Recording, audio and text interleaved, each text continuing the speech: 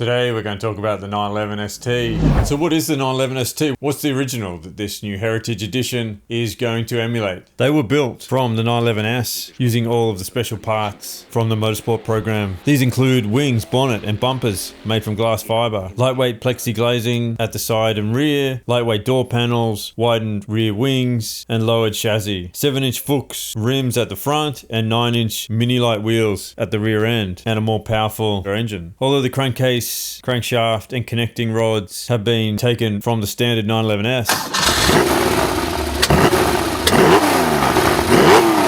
converted vehicles use hard chrome coated cylinders with an 85mm bore. They also featured special cylinder heads with larger channels and 2 small spark plugs per combustion chamber, a Morelli twin plug distributor, Carrera 6 camshafts and a Type 46 IDA 3C Weber carburetor. These cars were the delight of fans of historic rallying and carry a lot of weight in motorsport history. They put out roughly 230 horsepower at 8,000 RPM, but some of these engines can rev to 10,000 RPM, I'm told. The transmission was a 911-01 5-speed manual transmission. Some had a differential lock, and these cars had an unladen weight of 930 kilograms. One nice touch the Porsche could add to this 911 ST is to hark back to the original, where it had mixed wheels featuring Fuchs on the front and mini lights on the rear. This was due to the Fuchs at the time not offering a large rear wheel, so Porsche opted for the mini light at the rear. So in this new ST, Porsche could give that nod to the original and run their Fuchs lookalike wheel on the front and a more sporty GT3 RS wheel on the rear. This could be coloured and matching in the Porsche decals. So how will this latest heritage design project ST compare? Taking its name from a rare lightweight 911 built for competition in the early 70s, but this is not going to be a race car. It will follow a similar path to the Sport Classic, selecting some of the best parts from Porsche's other 911 models and bring them together in a limited run car. What we do know is it will feature a manual transmission, be naturally aspirated. The ST sits somewhere between a sportier version of the Sport Classic and a touring version of the GT3 RS.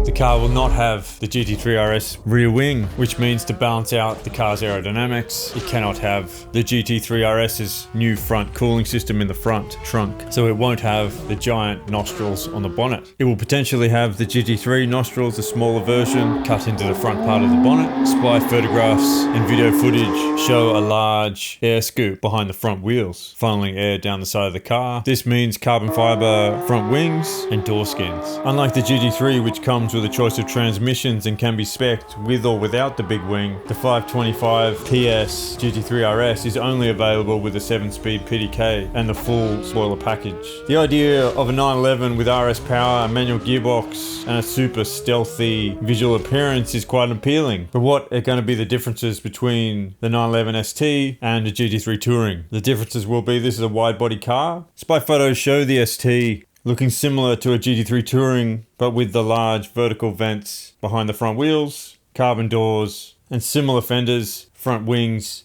to the RS, but without the vented tops. At the back, I'm sure we're going to see the circular heritage badge. The classic 70s ST did not have a ducktail spoiler, so we are potentially going to see a flat tail on the new ST, making use of the mechanically raised rear spoiler of the 992 911S. So let's talk numbers. Porsche only built around 24 of the original 911 STs in 1970 to 71, but these modern Heritage Edition cars get made in much larger numbers. In 2016, Porsche built 991 examples of the 911R. The new 992 Sport Classic, Porsche made 1,250. So you can bet that the new modern ST namesake is going to be over 1,000. Our sources indicate that Porsche will unveil the 911 ST mid-year, giving this model the limelight before the 992.2 generation 911 is launched late in the year. This 911 ST is expected to become the third in a series of collectible 911 commemorating classic models. The series currently consists of the 911 Targa 4S Heritage Edition, the 911 Sport Classic, and this 911 ST Heritage Design Project. Interior of the 911 ST is expected to be minimalistic to save as much weight as possible. The Spy cars definitely have a natural aspirated 4-litre flat 6. How much horsepower will be the thing that limits these final numbers. The Sport Classics power output had to be subdued somewhat as the manual gearbox couldn't take as much power as the PDK of the 911 Turbo and Turbo S. And how much horsepower can Porsche get from the 4-litre natural aspirated flat 6? When they raised the horsepower by 10 for the GT3 RS and slightly reduced the torque, I doubt that they'll be able to jump 40 horsepower for the ST.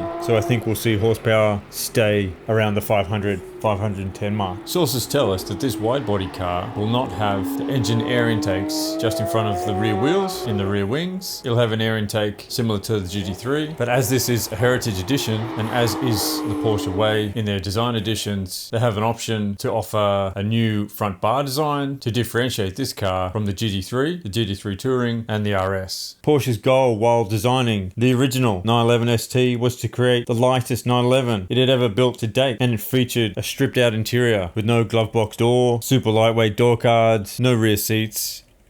And how this weight saving concept is going to be adopted by the modern 911 ST, and how these 911 heritage models evoke the legendary motorsport performances of past years and the glory days of the 70s track models. We will see mid-year. We'll keep you posted on any developments. Thanks for watching this video. Subscribe to this channel to see more videos like this. Jump onto the website and check out our magazine. Beautiful bespoke print magazine. If you just want to check out some amazing photography, check out our Instagram. Thanks for following along. We really appreciate the support. I'm Lee from Duck and Whale. We'll see you next time.